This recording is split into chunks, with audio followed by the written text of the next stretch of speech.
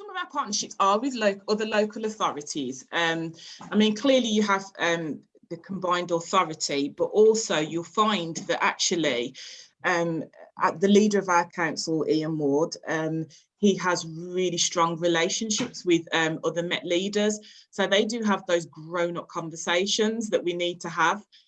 So that's really helpful in its own. So we do see that as a partnership. I think when it comes to, I mean, homelessness fits within that narrative.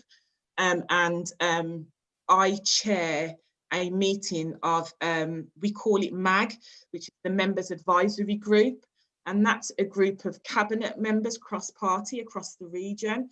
And that is to have those grown-up conversations around the homelessness agenda, to look at not only what we're seeing in, so if we see an issue in Birmingham, we'll say, this is happening in Birmingham, you may want to ask your officers, because this may be something that you may face.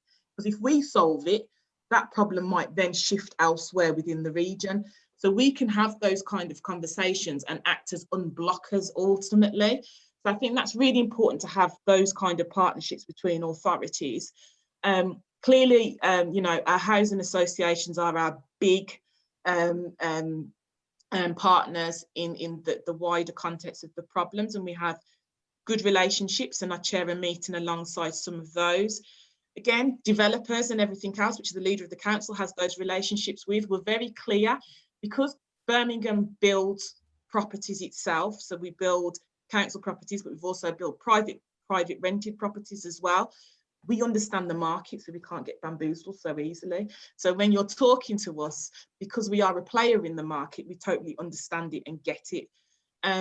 Another set of players which people don't always automatically think of when you're talking about the housing market, particularly when it comes to building, is that because we are a builder ourselves, we build properties ourselves, it was very clear that we wanted to make sure that we had a list of people, of local businesses on our procurement list when it came to if we're subcontracting anything or we're getting contractors to come in, because we wanted to make sure that the local economy was operating in a very good and strong manner. So when we had the last financial crash, you would have seen all of those big developers would have gone towards London, because that's where they thought where all the money would have been. So we had to really look at actually our own grown, and we've continued to nurture that. So I think that's been really important and key. And within that, I think, and I think there's other third sector partners. We also look at our health partners, because we can't look at building in housing in isolation and not think about health inequalities or public health. So we have a wide range. We're very collaborative within the city, or at least that's what we're trying to be. And in delivering, you mentioned a target of 89,000 new homes. In delivering those new homes, what sort of proportion of that is the council taking responsibility for? How many are you building yourself? And so we've got a cabinet report that's gone through over recent years that kind of said that we was going to have another 2,000. There's a set number of how much we've factored in for council housing. So that goes on. Off the top of my head, I couldn't really give you the answer to that in terms of how we're factoring it in, because some of it sits with the leader's portfolio. So some of the more development side sits with him. So we kind of cross paths quite a bit. So, but we also have really strong relationships with other developers in the city. So we're quite clear that it all comes on, we all make sure it works together. I'll ask for an interview with the leader next. Yes, I think you should. Pieces together. But just to be clear, you've got a partnership with a separate organisation that the city council owns, that's delivering 2,000 homes out of that target. So it's not an arm's length organisation. We have BMHT, which is Birmingham Municipal Housing Trust. It's in-house.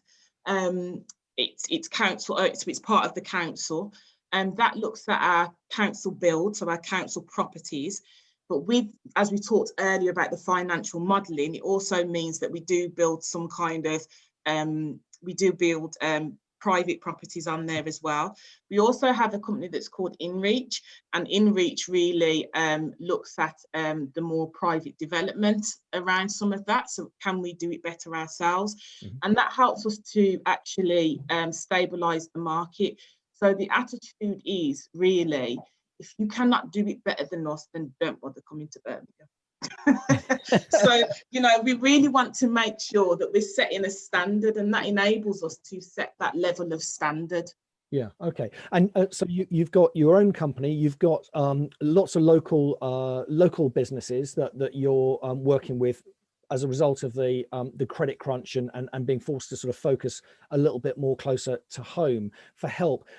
Are there any gaps in terms of the sort of partnerships that you're working with? Is there any expertise or any resource that you would like to see more of in Birmingham? Any types of developer or types of organisation? I mean, one of the things that we wanted to see more of was the growth of younger people going into different parts of the housing market, which didn't just mean housing delivery, but in terms of construction and everything else. And we was quite clear that, you know, we saw a plethora of people who had been working with expertise, but they were starting to retire and stuff like that. So what we have done within our council house building programme, there's a set number of, I think it's about £500 that comes from the scheme that would have been surplus. And what we do is we put that money into an apprenticeship type of scheme. Okay. So what we have actually done is we have a number of young people that we've helped from particularly Black, Asian, minority and females, and those that are from disadvantaged parts of the city who wouldn't necessarily be able to afford to go off to become the next city planner. A number of those have had placements within the city council, but also have gone on to get, you know, first-class degrees that we've supported them with. That's fantastic. So that is a kind of indication there.